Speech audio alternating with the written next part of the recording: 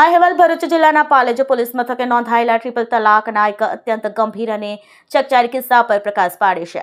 કાયદો બન્યા બાદ જિલ્લાના આ પ્રથમ કેસમાં 5 વર્ષ વીતી જવા છતાં પીડિતા ન્યાય માટે ભટકી રહી છે, જે આપણી કાનૂનની અને પોલીસ વ્યવસ્થા સામે ગંભીર સવાલો ઊભા કરે છે.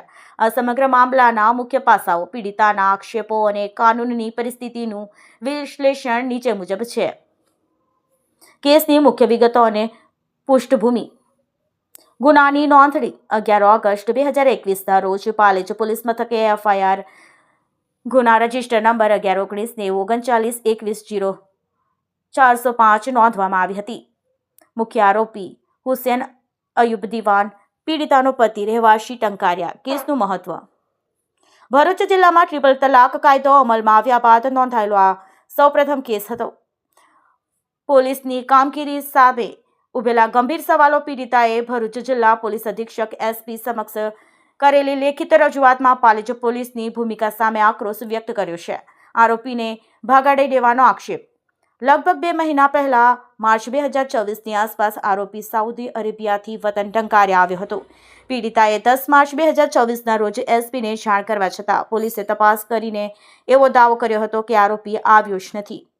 સ્થાનિકોનો દાવો. સ્થાનિક લોકોના મતે આરોપી ઘરમાં જ સંતાયેલો હતો અને પોલીસ તેના સંપર્કમાં હોવા છતાં તેને કોઈ કાનૂની કાર્યવાહી વિના છોડી દેવામાં આવ્યો, જેથી તે સાઉથ આફ્રિકા ભાગી જવામાં સફળ રહ્યો. બેદરકારી અને મિલીભગત. જો આક્ષેપો સાચા સાબિત થાય તો આ માત્ર ફરજમાં બેદરકારી નથી, પરંતુ ન્યાયિક પ્રક્રિયા સાથેની એક છેડાછેડ ગણાય. પીડિતાની મુખ્ય માંગણીઓ. પીડિતા મહિલાએ કાયદા પર પોતાના વિશ્વાસ ટકાવી રાખવા માટે SP સમક્ષ નીચે મુજબના કડક પગલાં લેવાની માંગ કરી છે. ઉચ્ચ કક્ષાની તપાસ. સમગ્ર પોલીસ કાર્યવાહીની કોઈ નિક્ષેપ એજન્સી કે ઉચ્ચ અધિકારી દ્વારા તપાસ થાય. ટેકનિકલ પુરાવા, ટંકારિયા અને આસપાસના વિસ્તારના CCTV ફૂટેજ તથા આરોપીના ભારતમાં પ્રવેશ નિકાલના દસ્તાવેજો તપાસવામાં આવે. વિભાગીય કાર્યવાહી. આરોપીને મદદ કરનારને ઢીલી નીતિ અપનાવનાર જવાબદાર પોલીસકર્મીઓ સામે કડક પગલાં લેવાય. આંતરરાષ્ટ્રીય પગલાં. આરોપી LOC જાહેર કરવામાં આવે, તેનો પાસપોર્ટ જપ્ત થાય અને ઇમિગ્રેશન એલર્ટ મોકલવામાં આવે. જો આરોપી વિદેશમાં હોય તો કાયદો શું કહે છે? સામાન્ય જનતામાં એવી ચર્ચા છે કે આરોપી વિદેશમાં હોવાથી કાયદો બેઅસર છે, પરંતુ કાનૂની રીતે એવું બિલકુલ નથી. જો પોલીસ ધારે આ કાયદામાં નીચે મુજબની જોગવાઈ ઉપલબ્ધ છે. Red corner notice LOC. જો આરોપી દેશની બહાર હોય તો CBI અને ઇન્ટરપોલની મદદથી તેની સામે આંતરરાષ્ટ્રીય એલર્ટ જાહેર કરી શકાય છે. પ્રત્યાર્પણ સંધિઓ. જે તે દેશ સાથે ભારતની સંધિ હોય તો આરોપીની કાનૂની પ્રક્રિયા હેઠળ ભારત લાવી શકાય છે. મિલકત જપ્તી. અદાલત દ્વારા આરોપીને ભગોડો જાહેર કરી તેની ભારતમાં રહેલી મિલકતો જપ્ત કરવાની કાર્યવાહી થઈ શકે છે. આગળ શું થઈ શકે?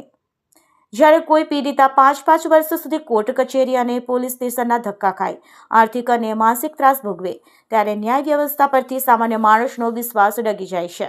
હવે આ મામલે ભરૂચ SP સમક્ષ પહોંચ્યો છે, ત્યારે જોવાનું એ રહેશે કે શું ખરેખર ટંકારિયા ગામે આવેલા આરોપીઓની બેદરકારીપૂર્વક ધરપકડ ન કરનાર પાલેજ પોલીસના કર્મચારીઓ સામે તપાસ થશે? શું પીડિતાની માંગ સ્વીકારીને ટેકનિકલ પુરાવા, CCTV અને ઇમિગ્રેશન રેકોર્ડ એકત્રિત કરવામાં આવશે? તંત્રની વિશ્વસનીયતા માટે આ કેસમાં પારદર્શિતા, તપાસ અને ત્વરિત કાર્યવાહી અત્યંત અનિવાર્ય છે, જેથી સમાજના એવો સંદેશ જાય કે પૈસા કે વાઘના જોર ગુનેગારનો કાયદોથી બચી શકે છે.